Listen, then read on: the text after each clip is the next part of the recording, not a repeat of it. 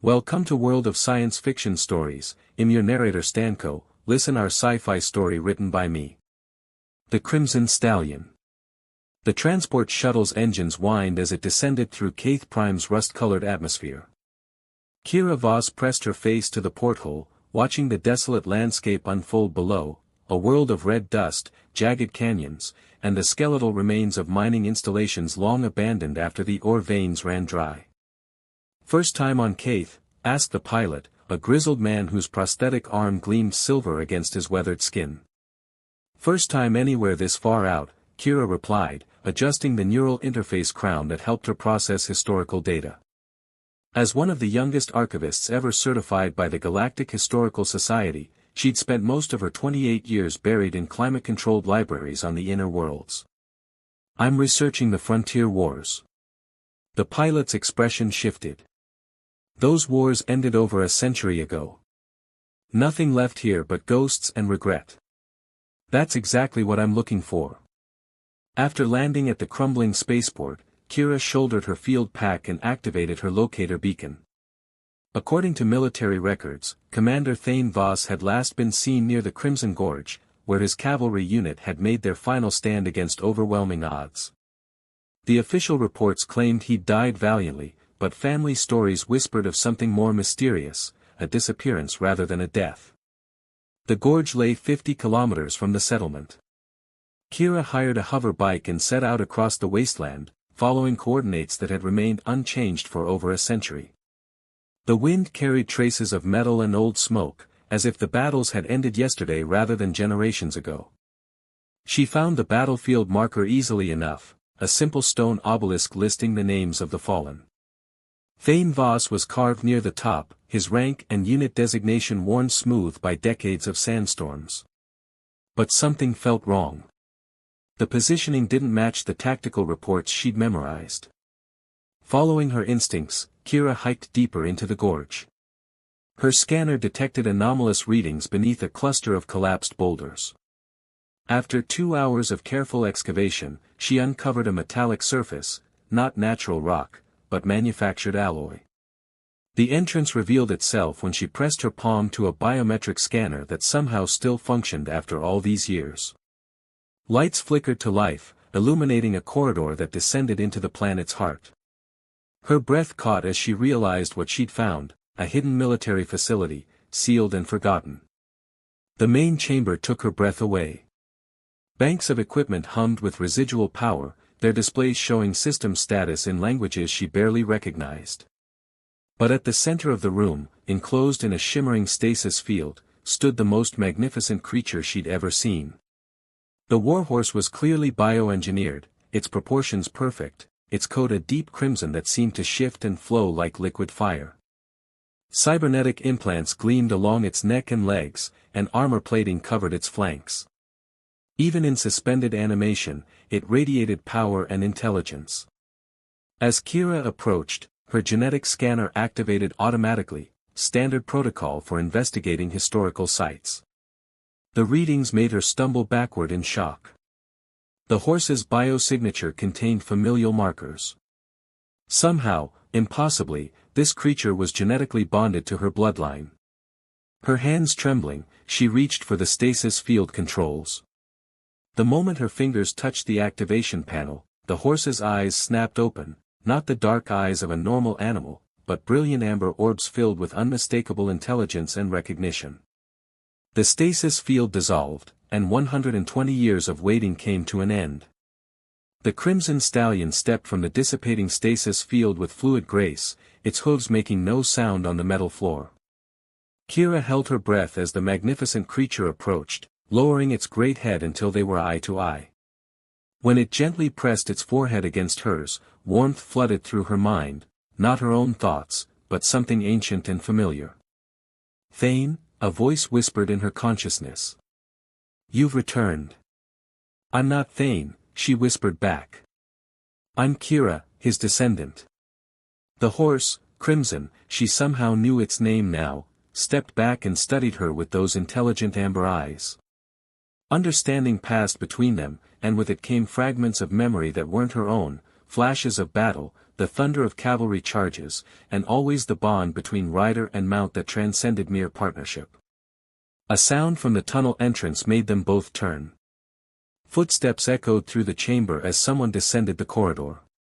Kira's hand moved instinctively to the plasma pistol at her hip, but Crimson remained calm, his enhanced senses apparently detecting no threat. The man who emerged from the shadows was tall and lean, with dark hair and piercing green eyes that held an edge of weariness. He wore the practical clothing of someone accustomed to dangerous work, reinforced jacket, utility belt laden with tools, and boots designed for treacherous terrain. "Fascinating," he said, his voice carrying a slight accent she couldn't place. "I've been tracking unusual energy readings from this site for weeks, but I never expected to find," he gestured at the awakened warhorse. "This. Who are you?" Kira demanded, though something about his presence felt more intriguing than threatening. "Jackson Drake. I'm a xenoarchaeologist, I specialize in lost civilizations and forgotten technology." His eyes moved from her to Crimson and back again. "And you've just activated something that's been dormant since the frontier wars." As if responding to the mention of those distant conflicts, Crimson moved closer to Kira. When the stallion's neural implants brushed against her interface crown, the world exploded into shared memory. She was Thane Voss, charging across a battlefield under twin moons. The weight of command pressed down on her shoulders as she led her cavalry against impossible odds. But there was something wrong, signals intercepted, positions betrayed, friends dying because someone had sold them out. The vision ended abruptly, leaving her gasping. Jackson caught her arm as she swayed, his touch sending an unexpected spark through her despite their brief acquaintance. "What did you see?" His concern seemed genuine, and she found herself trusting him instinctively. "Betrayal," she whispered. "My ancestor," he knew someone was feeding information to the enemy. Over the following hours, Jackson helped her explore the facility while Crimson stood watch. They discovered Thane's personal quarters, preserved exactly as he'd left them. Maps covered every surface, marked with tactical notations and circled names, some crossed out in red ink. He was investigating his own command structure, Jackson observed, studying the annotations. His proximity as they worked together made Kira increasingly aware of his quiet competence and the way his eyes lit up when examining historical artifacts. They found Thane's personal logs next, holographic recordings that painted a picture of growing paranoia and desperate investigation. In the final entry, recorded just days before his supposed death, Thane's face was haggard with exhaustion and grief. "I know who's been selling us out," his image said. "General Morrison, Colonel Hayes, maybe others. They're not just giving the enemy our positions, they're selling weapons to both sides, prolonging the war for profit. I've gathered the evidence, but I don't know who I can trust anymore." The recording flickered, showing Thane looking directly at the camera. "If something happens to me, if I don't survive the next battle, I've programmed Crimson with everything. The genetic lock will ensure only my bloodline can access the truth." As the hologram faded, Kira felt Jackson's hand on her shoulder. The simple gesture of comfort sent warmth through her, and when she turned to meet his eyes, she saw her own growing attraction reflected there. "We need to get you off this planet," he said quietly. "If what your ancestor discovered is true. And if those families still hold power, they'll kill me to keep it buried," she finished. Crimson whinnied softly, and through their neural link, Kira felt his agreement. The stallion's enhanced genetics had kept him alive for over a century, waiting for this moment. Now that the truth was awakening, they would all be in danger. But as Jackson's fingers intertwined with hers, Kira realized she wouldn't face that danger alone. 3 days of intensive research in Thane's hidden facility had revealed the scope of the conspiracy. Kira sat surrounded by holographic displays while Crimson stood nearby, his neural implants interfacing directly with the ancient computers. The stallion's enhanced memory served as a living archive, containing not just battle records but financial transactions, coded communications, and damning evidence of systematic corruption. Jackson emerged from the deeper chambers carrying a case of data crystals. I found what appears to be the complete communication logs between the corrupt officers and their off-world contacts, he said, setting the case down beside her. Your ancestor was thorough, maybe too thorough for his own good. The weight of discovery pressed down on Kira as she reviewed the evidence. General Morrison hadn't just betrayed troop movements, he'd orchestrated entire campaigns to maximize casualties while his weapons-dealing syndicate profited from both sides. Thousands had died unnecessarily, their sacrifice perverted into blood money. The Morrison family still controls 3 major defense contractors, she said, cross-referencing current galactic corporate records. And Colonel Hayes's grandson is now Admiral Hayes, head of the Outer Rim Defense Council. Jackson moved behind her chair, his hands settling on her shoulders as he studied the displays. His touch had become natural over their days together, small gestures of comfort and connection that spoke to a growing intimacy neither had acknowledged aloud. This could destabilize the entire frontier government, he said quietly. Are you prepared for that kind of responsibility? Before she could answer, Crimson's head snapped up, his enhanced senses detecting something beyond human perception. Through their neural link, Kira felt his alarm, aircraft approaching, military configuration, jamming frequencies active.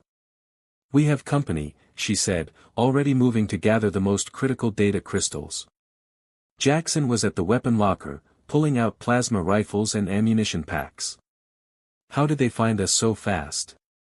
Probably been monitoring for any activation of frontier war-era technology, Kira replied, securing the evidence in a hardened case. The moment we powered up this facility, we lit up their sensors. The sound of landing craft echoed through the gorge above. Crimson moved to Kira's side, and she felt his readiness through their bond. 120 years of waiting had made him eager for action. They emerged from the facility into the crimson twilight of Caith Prime to find armed soldiers rappelling down the canyon walls. Military vehicles surrounded the gorge exits, their searchlights cutting through the gathering darkness. Dr. Voss, an amplified voice called out, "You're in possession of classified military materials. Surrender now and you'll be treated fairly." Jackson's snort of derision echoed her own thoughts. People who'd committed century-old mass murder weren't known for their fairness to whistleblowers. Can we reach the Eastern Passage? He asked, checking his rifle's charge. Kira consulted Crimson's enhanced tactical awareness. The stallion's war-bred instincts provided a three-dimensional map of their surroundings, marking enemy positions and potential escape routes. Not on foot, she said, but Crimson was designed for this kind of terrain. Without hesitation, she vaulted onto the stallion's back. His bioengineered physiology adjusted instantly to accommodate her, while his armor's neural interface synchronized with her crown. Suddenly she could feel his enhanced strength, his perfect balance, his absolute confidence in their ability to escape. Jackson hesitated for only a moment before swinging up behind her. His arms encircled her waist as Crimson launched into motion, his hooves finding purchase on seemingly impossible surfaces as he bounded up the canyon wall. Plasma bolts seared the air around them, but Crimson's enhanced reflexes made him nearly impossible to target. They crested the rim as spotlights converged on their position, then plunged into the maze of rock formations that stretched toward the planet's polar region. Hours later, in a cave system that Crimson's memory banks identified as a supply cache from the ancient war, they finally stopped to rest.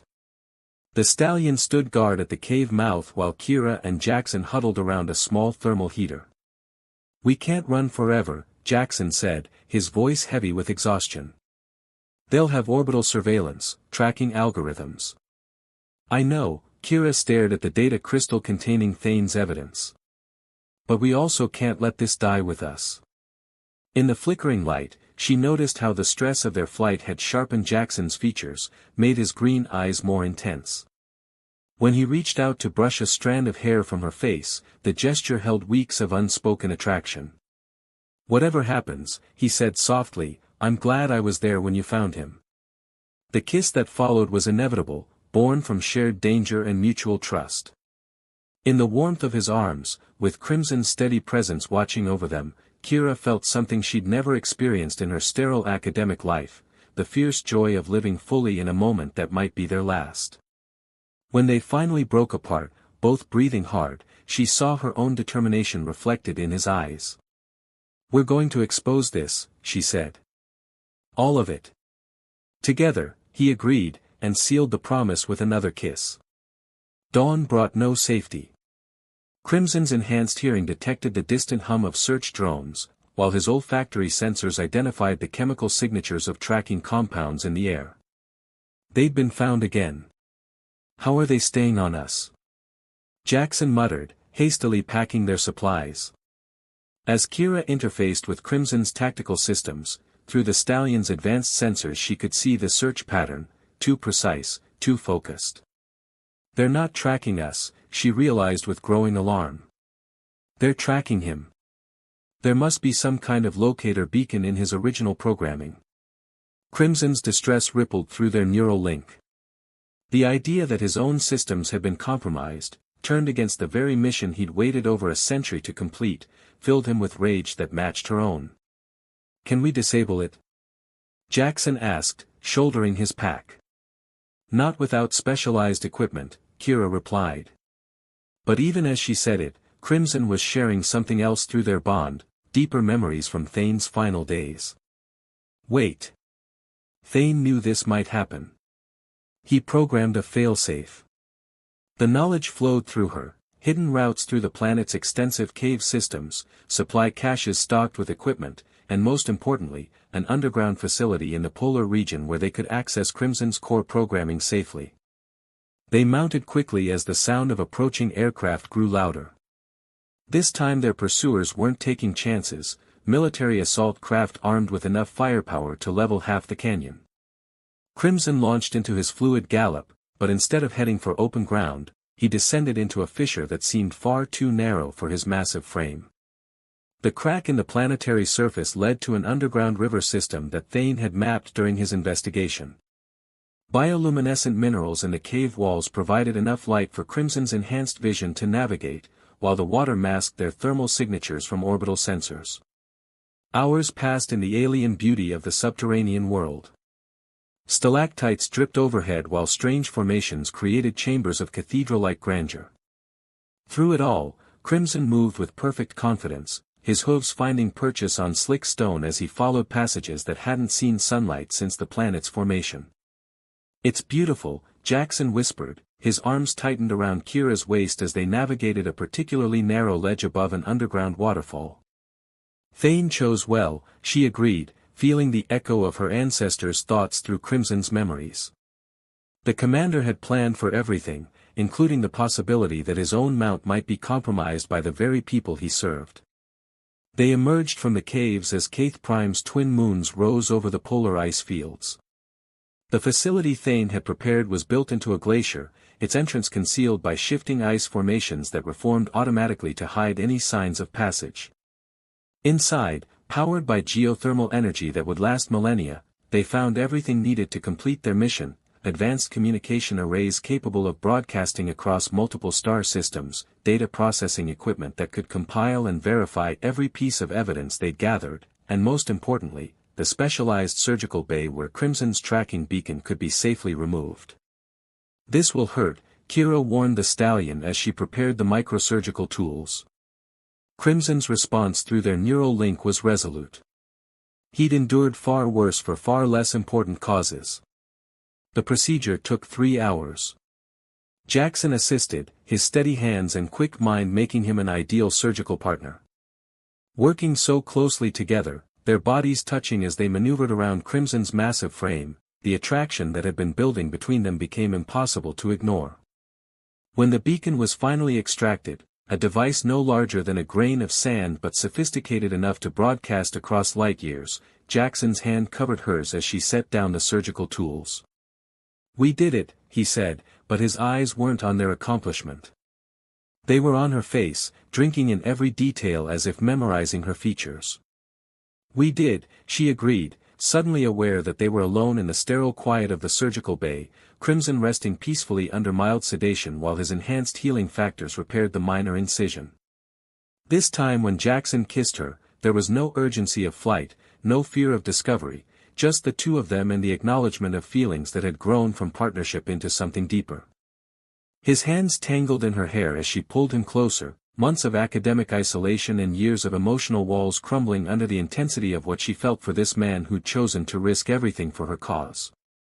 They made love on the narrow cot in the facility's rest area, their bodies moving together with the same synchronicity they developed working side by side. In the quiet aftermath, with Jackson's arms around her and Crimson's steady breathing nearby, Kira felt complete in a way that had nothing to do with historical research or family legacy. Whatever tomorrow brings, Jackson murmured against her hair, tonight was worth everything. She turned in his arms to face him, seeing her own love reflected in his green eyes. Tomorrow we change the galaxy, she said. Tonight we just love each other. Outside, the aurora danced across Caith Prime's polar sky, but inside their hidden sanctuary, three unlikely allies rested before the final phase of their century-spanning mission. The quantum communication array hummed to life as Kira made final adjustments to the broadcast parameters.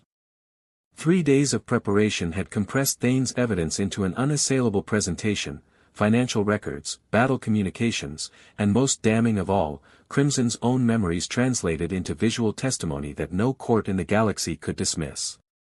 Signal strength is optimal, Jackson reported from his position at the technical controls. His expertise with ancient technology had proven invaluable in adapting Thane's century-old equipment to interface with modern communication protocols.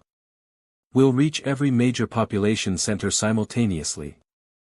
Crimson stood nearby, his role in the broadcast complete, but his presence still vital. Through their neural link, Kira felt his satisfaction at finally fulfilling the mission that had defined his entire existence. But more than that, she sensed his contentment at having found not just purpose, but family. "Are you ready?" she asked, looking between the two most important beings in her life. Jackson's smile was warm with love and pride. "Change the galaxy, remember?" She activated the transmission. Across 17 star systems, on worlds where the descendants of frontier war veterans still honored their ancestors' sacrifice, the truth erupted like a nova. The evidence was overwhelming: financial transfers, coded communications, strategic betrayals that had cost thousands of lives for the sake of profit. Within hours, emergency sessions convened in the Galactic Senate while news networks dissected every detail of the century-old conspiracy. Admiral Hayes resigned in disgrace within 6 hours.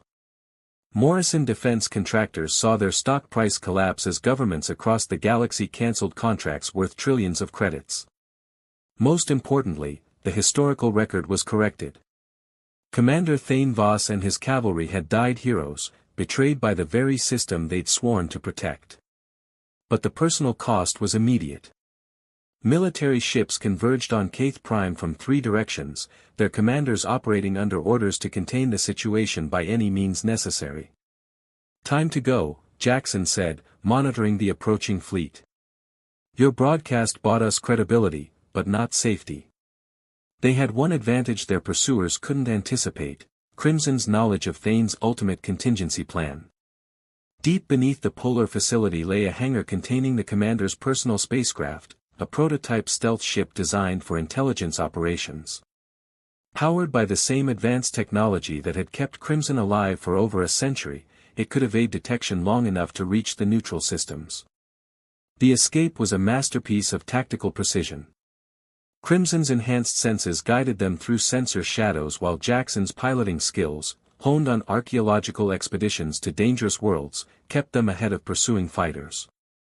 They broke atmosphere just as orbital bombardment began, reducing Thane's facility to molten ice.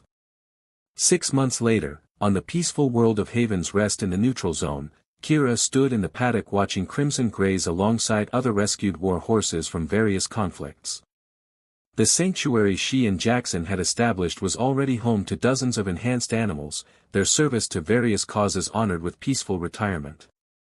"The Senate vote came through," Jackson said, approaching with a data pad and 2 cups of coffee. "Full pardons for you, me, and official recognition of Crimson as a galactic heritage artifact." Kira accepted both the coffee and the kiss he offered, marveling at how natural their partnership had become. "And the other matter?"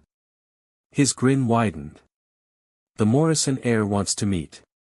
Apparently discovering your family fortune was built on mass murder makes some people want to make amends. She's offering to fund the sanctuary permanently. Through her neural link, Kira felt Crimson's amusement at the irony. The stallion had developed a keen appreciation for poetic justice during their adventures together. "What about you?" she asked, studying Jackson's face. "Are you sure about giving up xenoarchaeology for this? Are you kidding?" He gestured at the sanctuary around them, where beings from a dozen worlds work together to heal the psychological wounds of enhanced animals bred for war. "I'm still studying lost civilizations, I'm just helping create new ones too." That evening, as Kaith Prime's twin moons rose over their new home, they sat on their porch watching Crimson run with the other horses. His bioengineered physiology meant he would outlive them both, but through their neural link, Kira knew he was content. He'd found his purpose in protecting rather than fighting, and in the family they'd built together. "Do you ever regret it?" Jackson asked, his arm around her shoulders. "Giving up the quiet academic life?" Kira thought of her sterile university office, her safe but lonely research, the life she'd led before finding a crimson stallion in a forgotten cave. Then she felt Crimson's peaceful contentment through their bond, saw the rescued animals playing in the sanctuary they'd built, and leaned into the warmth of the man she loved. "Never," she said, and meant it with every fiber of her being. Above them, the stars wheeled in their ancient patterns, but down in the paddock, legends walked among ordinary horses, finally at peace after their long service to justice. The past had been honored, the truth had been told, and the future stretched ahead full of possibility. Crimson lifted his magnificent head and nickered softly, a sound that somehow conveyed satisfaction, love, and the promise of adventures yet to come. Through their neural link, Kira felt his message clearly: the mission is complete, the family endures, and tomorrow we build something new.